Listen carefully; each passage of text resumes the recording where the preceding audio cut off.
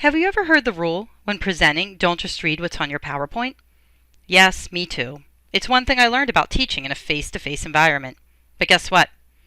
When it comes to making educational videos, there are some different recommendations out there. To make engaging educational videos that really help people learn, we need to use strategies specific to multimedia learning. And some of these strategies may differ than how we normally teach face-to-face. For example, it is recommended that you narrate the words that are on your PowerPoint. As you think about educating using multimedia, I want to help you learn how to make clear and effective videos. So I'm going to talk to you about some best practices associated with using narration and images, including graphics, in educational videos. First, we'll review how people learn, and then apply those concepts to recommendations for educational videos. This book, E-Learning and the Science of Instruction, by Ruth Colvin Clark and Richard E. Mayer, is an excellent resource. As the subtitle says, these are proven guidelines for consumers and designers of multimedia learning. The information and recommendations I share with you come from this book, and they are grounded in sound research. To understand what makes an effective educational video, it is important to understand how people learn, specifically how they are learning in a multimedia environment. According to the cognitive theory of multimedia learning, in a multimedia presentation, such as an educational video, information is presented in words and images. We may hear or see the words, and we see the pictures. So there are two channels that take information from our environment to our brains, the audio and the visual. This information goes into our working memories, and here we select and attend to the most relevant words and images. We organize this material and then integrate it with prior knowledge from the long-term memory. This is known as active processing.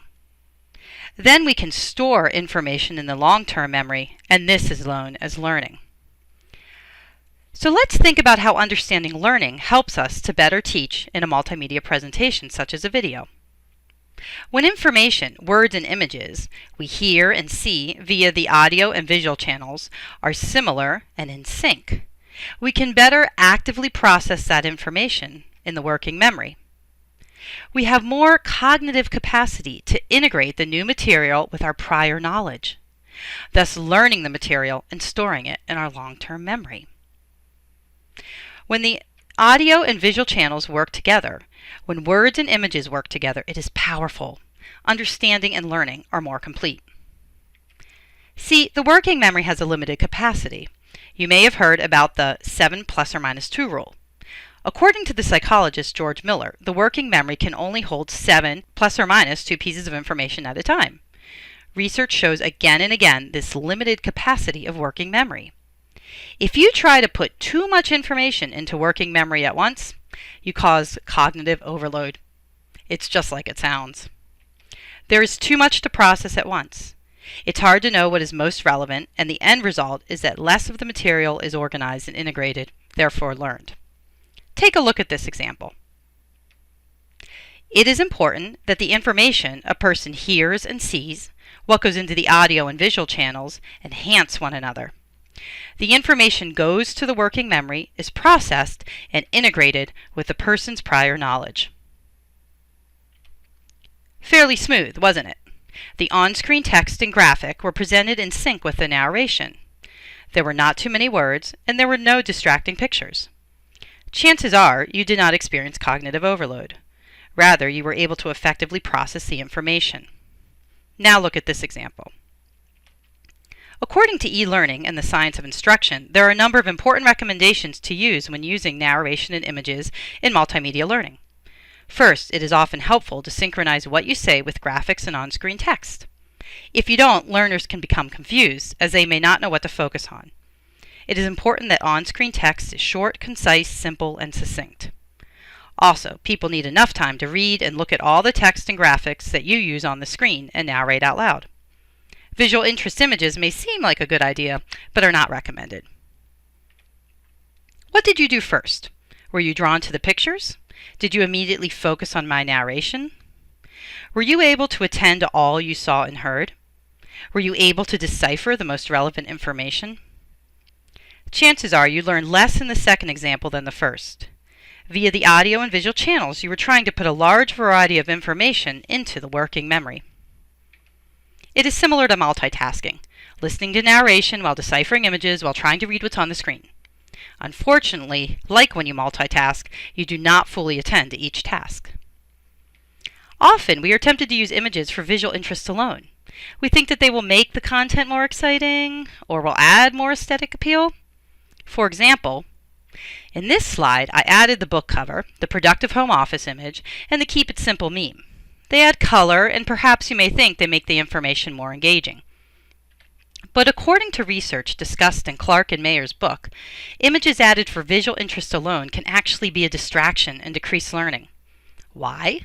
I quote, "Interesting graphics are harmful to the extent that they can interfere with the learner's attempts to make sense of the presented material. Extraneous graphics can be distracting and disruptive of the learning process." So while we may think we are making a video better, extra visuals may actually hinder learning. And as educators, we want to help people learn, not hinder them. Now that I have discussed how people learn, and you've seen examples where narration and visuals help learning, and some that may not, let's look at some recommendations for multimedia presentations, namely educational videos. First, synchronize your spoken words, narration, with corresponding graphics, images, and on-screen text. Doing so lessens cognitive load, thus increasing people's capacity to process the information. Next, make on-screen text concise and succinct. On-screen text is helpful if the spoken material is complex or unfamiliar, and when there are no images or graphics on the screen. Using text in the visual channel, paired with the same information in the audio channel, helps a person to understand and process the relevant information. When you use on-screen text with an image or graphic, allow adequate time to process the text and graphics. Consider using animation to bring in text and graphics one at a time. Perhaps the most important recommendation, according to Clark and Mayer, is to avoid using images and graphics for only visual interest. Like weeding in a vegetable garden, we need to remove extra information that is not relevant to the learning goals. This way, the information that's left can be processed, organized, and integrated with prior knowledge. The information we are presenting can be learned. So eliminate extra graphic and words. Make sure what you say and what you show on the screen enhance your learning goals. Notice how I have used images, graphics, and on-screen text throughout my video. Think about what strategies have been most helpful to you. Was it animating the information sequentially onto the screen? Was it using concise, succinct on-screen text? Was it having time to process graphics that were adequately explained in the narration? What did you learn and how did you learn it? Narration and images can be powerful learning tools. When you make an educational video, I hope that thinking about how people learn and following these recommendations help you to successfully teach your learners.